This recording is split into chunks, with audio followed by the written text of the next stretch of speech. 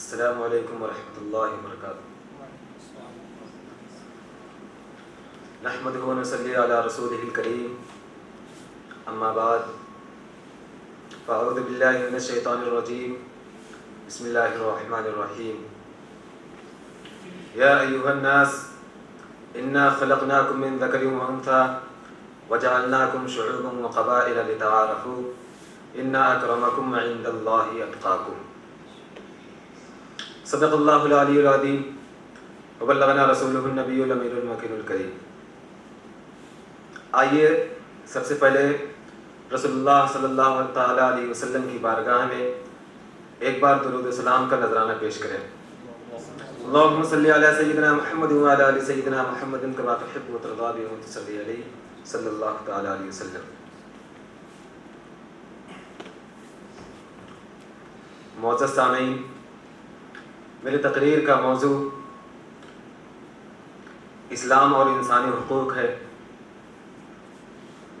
میں جناب صدر کی اجازت سے اس موضوع پر کچھ باتیں پیش کرنا چاہتا ہوں. معزز سامعین،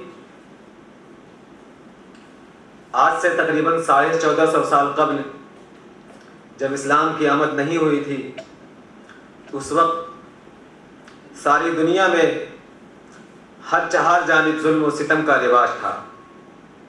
چاہے وہ عرب کا خطہ ہو، فارس و روم کا علاقہ ہو یا سرزمین ہند ہو، ہر جگہ انسانوں پر ظلم ڈھایا جا رہا تھا. خاص کر عورتوں پر تو بے پناہ ہی ظلم ڈھایا جاتا تھا، اور عرب کے بعض قبائل اپنی بچیوں کو زندہ درگور کر دیا کرتے تھے. تو ایسے وقت میں ضرورت تھی کسی ایسی شخصیت کی کہ جو آئے اور ان تمام چیزوں کو دنیا سے ختم کر دے، اور انسانیت کا جو ایک مقام ہے، اس کا جو ایک مناسب مقام ہے، جائز مقام ہے، اس کو عطا کرے. تو اس لیے پروردگار عالم نے رسول اللہ صلی اللہ تعالیٰ علیہ وسلم کو اس دنیا میں بھیجا، اور آپ نے انسانیت کو اس کا صحیح مقام عطا کیا. یوں تو قرآن و حدیث میں جا بجا حقوق، انسانی حقوق، حقوق اللہ، حقوق العباد کے تعلق سے بہت سارے احکامات ملتے ہیں، مگر منظم طور پر اور اکٹھا دو ایسے مواقع ہیں کہ جب رسول اللہ صلی اللہ تعالیٰ علیہ وسلم نے مکمل طور پر اسلام اور انسانی حقوق کی بات کی. ایک تو میثاق مدینہ ہے، اور ایک حجۃ الوداع کا آخری خطبہ. جب رسول اللہ صلی اللہ تعالیٰ علیہ وسلم مدینہ ہجرت کر کے تشریف لے گئے، تو وہاں شہر مدینہ میں اوس و خزرج کے قبائل کے ساتھ ساتھ کچھ یہودی قبیلے بھی بستے تھے، اور یہ یہودی قبیلے ان دونوں قبائل کو آپس میں بار بار لڑانے کی کوشش کرتے تھے. اس لیے حضور صلی اللہ تعالیٰ علیہ وسلم کی خواہش ہوئی کہ ایک ایسا معاہدہ بنایا جائے یہودیوں اور اوس و خزرج کے درمیان اور تمام دیگر مسلمانوں کے درمیان، ایک ایسا معاہدہ قائم کیا جائے کہ جس کی وجہ سے مدینہ میں امن و امان رہے. تو حضور صلی اللہ تعالیٰ علیہ وسلم نے ایک معاہدہ لکھا جس کو میثاق مدینہ کے نام سے یاد کیا جاتا ہے. اس معاہدے کی سب سے اہم شق یہ ہے کہ اس معاہدے میں حضور صلی اللہ تعالیٰ علیہ وسلم نے مسلمانوں اور یہودیوں کو ایک امت قرار دیا، اور یہ کہا کہ یہودی اور اوس و خزرج کے مسلمان یا بلفظ دیگر انصار اور مہاجرین، یہ سب لوگ ایک امت ہیں، ایک امت ہے، ایک قوم ہے.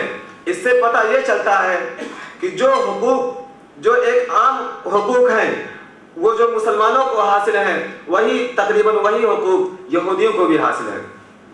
اور اس میں تقریباً 53 یا 57 شقیں ہیں. ان تمام شقوں میں، ان تمام آرٹیکل میں رسول اللہ صلی اللہ تعالیٰ علیہ وسلم نے مسلمانوں اور یہودیوں کا کام تفصیل کے ساتھ بیان کیا. اور اس میں یہ ہے کہ اگر کوئی یہودیوں پر حملہ آور ہوگا تو مسلمان ان کا دفاع کریں گے، اور اگر کوئی مسلمانوں پر حملہ آور ہوگا تو یہودیوں کو دفاع کرنا ہوگا۔ اس طرح ایک اسلامی ریاست میں مسلمانوں کے ساتھ ساتھ ایک غیر قوم کو بھی برابر کا شریک بنایا گیا اور ان کو بھی حقوق دیے گئے، اور اس طرح اسلام نے مساوات کا زبردست بہت بڑا درس دیا۔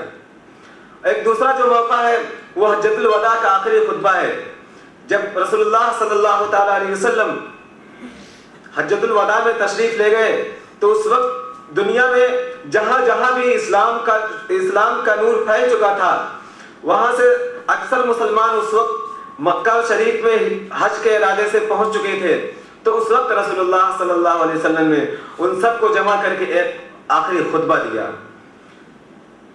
اس خطبے میں کی سب سے اہم اہم حصہ یہ ہے کہ آپ نے فرمایا کہ لا فضل لعربی علی عجمی ولا فضل لعجمی علی عربی الا بالتقوی، یعنی کسی عربی کو کسی عجمی پر کوئی فضیلت نہیں، اور نہ ہی کسی عجمی کو کسی عربی پر فضیلت ہے، نہ کسی گورے کو کسی کالے پر فضیلت ہے، اور نہ کسی کالے کو کسی گورے پر فضیلت ہے، الا بالتقوی، اگر کسی کو کسی پر فضیلت حاصل ہے تو وہ صرف اور صرف تقوی کی وجہ سے حاصل ہے۔ اسی مضمون کو قرآن پاک میں بھی ارشاد بیان فرمایا گیا۔ اللہ تبارک و تعالیٰ ارشاد فرماتا ہے ان اکرمکم عند اللہ اتقاکم، اللہ کے نزدیک تم میں کا سب سے زیادہ معظم وہ ہے جو سب سے زیادہ تقوی والا ہے۔ اس سے پتہ یہ چلتا ہے کہ اللہ تعالیٰ کی نظر میں سارے انسان سب برابر ہیں۔